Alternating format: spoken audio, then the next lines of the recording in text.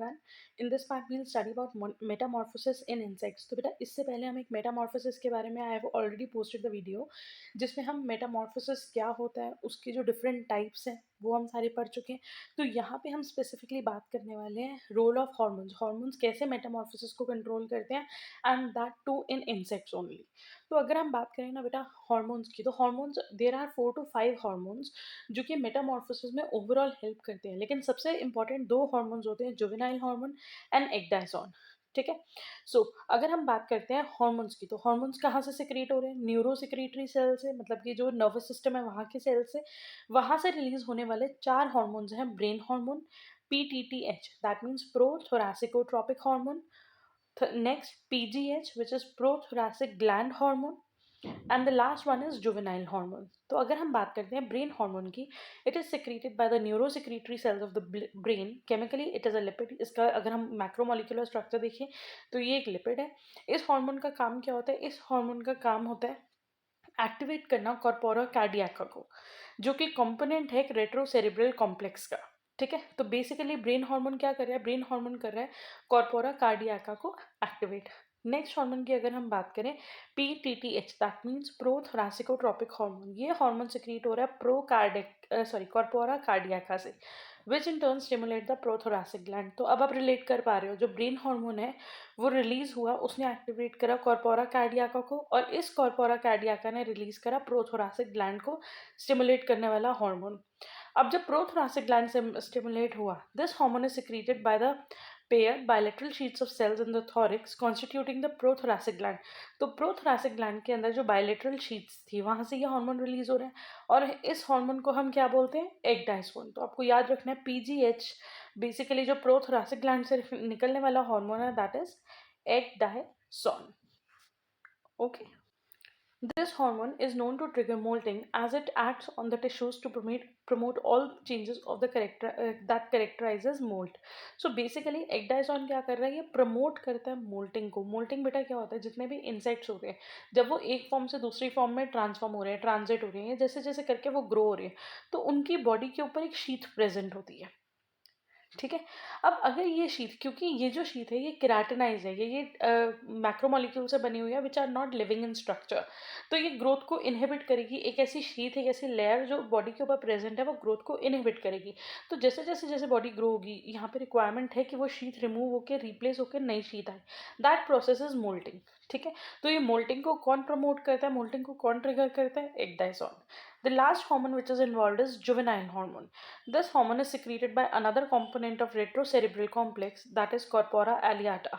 तो अगर हम बात करें रेट्रोसेरेब्रल कॉम्प्लेक्स, तो वहाँ से निकलने वाले, वहाँ से 2 पार्ट्स एसोसिएटेड है. एक पार्ट है कॉर्पोरा कार्डियाका और दूसरा पार्ट है कॉर्पोरा एलाटा. कॉर्पोरा कार्डियाका जो है वो इनडायरेक्टली स्टिमुलेट कर रहा है प्रोथोरासिक ग्लैंड को और हेल्प कर रहा है रिलीज करने में क्या? एक्डाइसोन. और जो दूसरा पार्ट है कॉर्पोरा एलाटा, वो जो है वो रिलीज कर रहा है एक हार्मोन जो रेगुलेट करता है मॉर्फोजेनेसिस को, प्रमोट करता है, या हम कह सकते हैं प्रमोट की जगह कंट्रोल करता है मेटामॉर्फोसिस को. मेटामॉर्फोसिस को कंट्रोल करने के लिए कौन सा हार्मोन है? Juvenile hormone.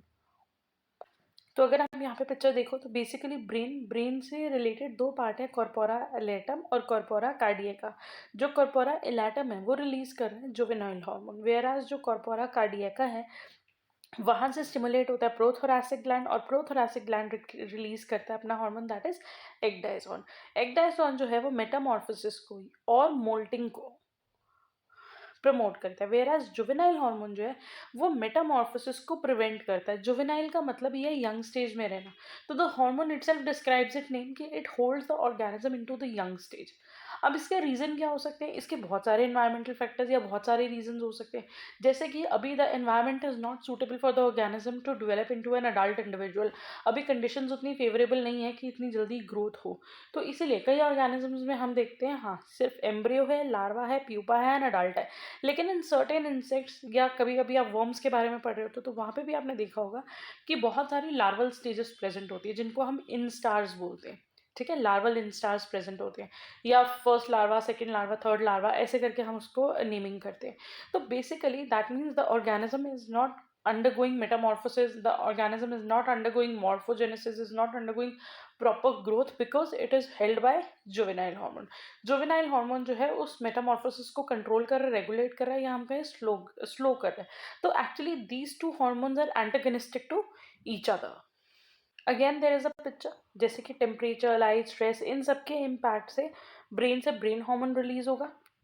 तो ब्रेन हार्मोन कौन सा रिलीज हुआ, वो एक्ट करेगा PTTH, that means prothoracicotropic hormone पे, which in turn will stimulate prothoracic gland और सिक्रीट होगा एक्डाइसोन. और ब्रेन का ही दूसरा पार्ट है कॉर्पस एलिएटम या कॉर्पोरा एलिएटम, वो रिलीज कर रहा है juvenile hormone. Juvenile hormone act करता है लार्वा पे या प्यूपा पे और इनको होल्ड करता है and hold them that they should not grow further into the next stage, into the subsequent stage. Whereas जो एक्डाइसोन है वो प्रमोट करता है मोल्टिंग को, ग्रोथ को और मेटामॉर्फोसिस को. सो अगर हम बात करें, during metamorphosis the adult character develop in the form of buds called imaginal discs. तो अडल्ट फॉर्म के अंदर बेटा बहुत सारे बड्स होते हैं, मतलब कि बड्स मतलब हम कह सकते हैं initial stages of different organs. अलग अलग करेक्टर के अलग अलग बड्स प्रेजेंट है, अलग अलग ऑर्गन्स के अलग अलग बड्स प्रेजेंट है, जिनको हम क्या बोल रहे हैं, इमेजिनल डिस्क. जब ये ग्रो करेंगे, डेवलप करेंगे, तो ये बना देंगे future organs. These imaginal disc remain folded in the pupa stage. ये हमें कौन सी स्टेज में देखने के लिए मिलेगा, प्यूपा स्टेज में. जैसे जैसे प्यूपा ग्रो करेगा, डिफ्रेंशिएट करेगा, ये जो बड्स है वो इंक्रीज करेंगे, डिफ्रेंशिएट करेंगे और डेवलप होंगे ऑर्गन में. सो अब यहाँ पे देखते हैं कि हार्मोनल कंट्रोल का क्या काम है. The brain secretes a hormone called the brain hormone. It stimulates the endocrine gland, that is prothoracic gland. Prothoracic gland in its turn secrete the hormone ecdysone.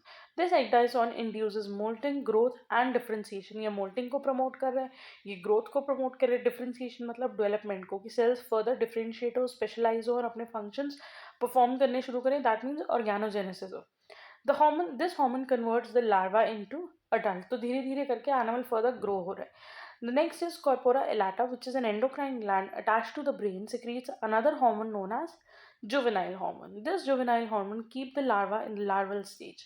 As long as it remains in the body, the larva cannot become an adult. जब तक ये juvenile hormone का level बढ़ा रहेगा, तब तक larva जो है वो further develop होकर एक proper adult form नहीं बन पाएगा.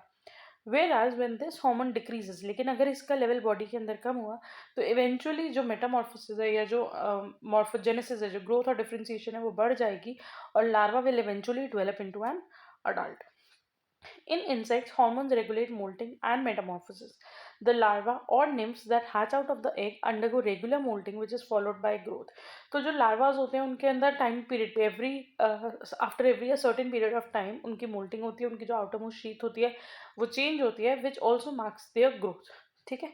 The change in form from larva to adult is known as metamorphosis. In insects like cockroach, grasshopper, which are hemimetabolous, हमने types के बारे में already पढ़ चुके हैं. The change in form is gradual. ये जो change होता है वो slow होता है. However, in some other insect like moth, butterflies and houseflies, which are holometabolous, the change is more conspicuous during the later period of life history, and the adult which emerges out from the pupa is quite different. अब कई organisms होते हैं, जैसे कि butterfly का बहुत common example देख सकते हो. उसकी जो larval और pupal stage है वो अडल्ट फॉर्म को बिल्कुल भी रिजेंबल नहीं करती. तो यहाँ पे जो ऑर्गेनिज्म डेवलप होगा, जो अडल्ट फॉर्म होगी, वो काफ़ी हद तक डिफरेंट होगी उसकी initial young stages. The hormone which brings about moulting in these animals is ecdysone, but in insects it is secreted by prothoracic gland. In insects, the hormone responsible for preventing the animal from metamorphosis.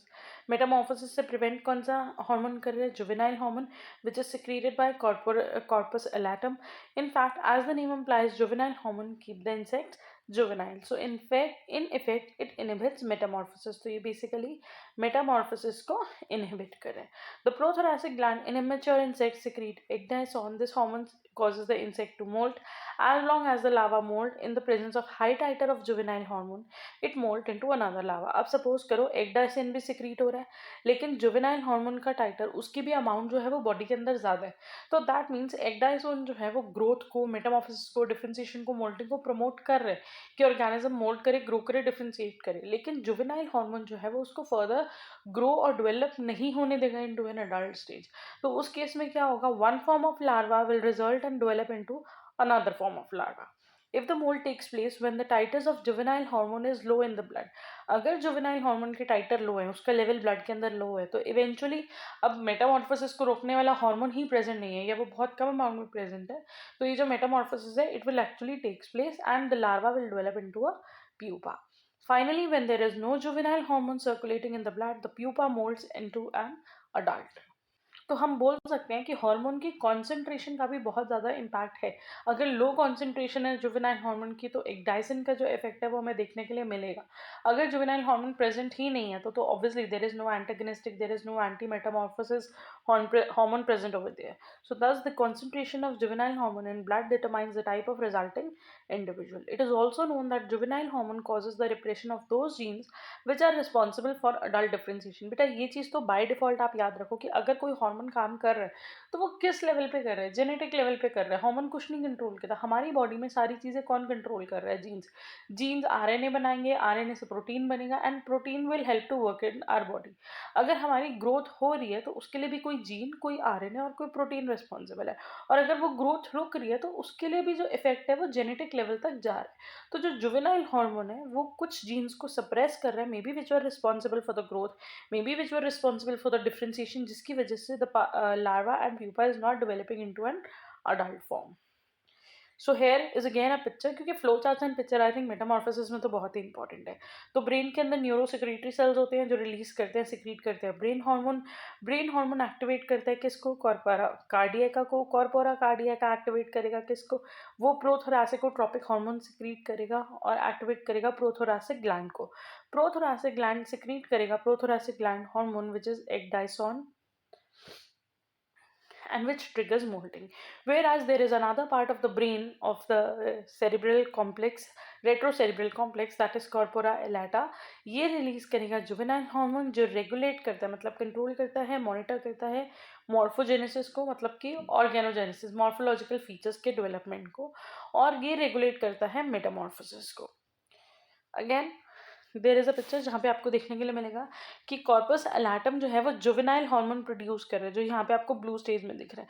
तो जब तक ये juvenile hormone produce होता जा रहा है, आप यहाँ पे देखो first larva, first instar larva, फिर मोल्ट हुआ, सेकेंड इंस्टार लार्वा, थर्ड हुआ, फिर थर्ड लार्वा, अगेन मोल्टिंग हुई, फोर्थ लार्वा, अगेन मोल्टिंग हुई, fifth larva.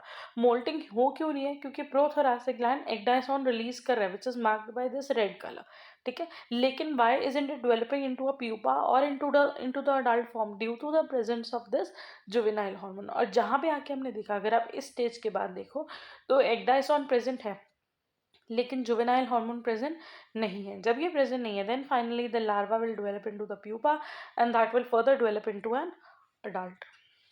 So I hope with this much text and this much picture आपको ये चीज़ समझ में आ गई होगी कि मेन दो हॉर्मोन्स काम कर रहे हैं, ecdysone जो कि प्रमोट कर रहे हैं मोल्टिंग को, मेटामॉर्फोसिस को, ग्रोथ को, डिफ्रेंसिएशन को, और दूसरा हार्मोन जो है दैट इज जुवेनाइल हार्मोन। और जुवेनाइल हार्मोन जो है वो एंटीगनिस्टिक काम कर रहा है, इसके वो अपोज कर रहे हैं मेटामॉर्फोसिस को या मॉर्फोजेनेसिस को, ग्रोथ को, डिफ्रेंसिएशन को। अब ऐसा नहीं है जुवेनाइल हार्मोन को हम कोई डेविल बना के किसी कोई दुश्मन की तरह काम करें, no, it is the mechanism of the body when the conditions will be favourable. जब कंडीशन फेवरेबल होती है ऑर्गेनिज्म की या जो इंसेक्ट्स होते हैं उनकी ग्रोथ अच्छी होगी, may be because of the season, may be because of the environmental conditions, तो उस टाइम पे वो ग्रोथ प्रमोटर्स वहाँ पे ज़्यादा रिलीज होंगे। But when the circumstances are not well enough, the environmental conditions are not favorable, then is a need that the organism should hold the development and should not develop into an adult. तो वहाँ पे juvenile hormone का ज़्यादा काम होगा। Thanks for watching the video. Hope you like it. You understood the concept. Keep studying. All the best.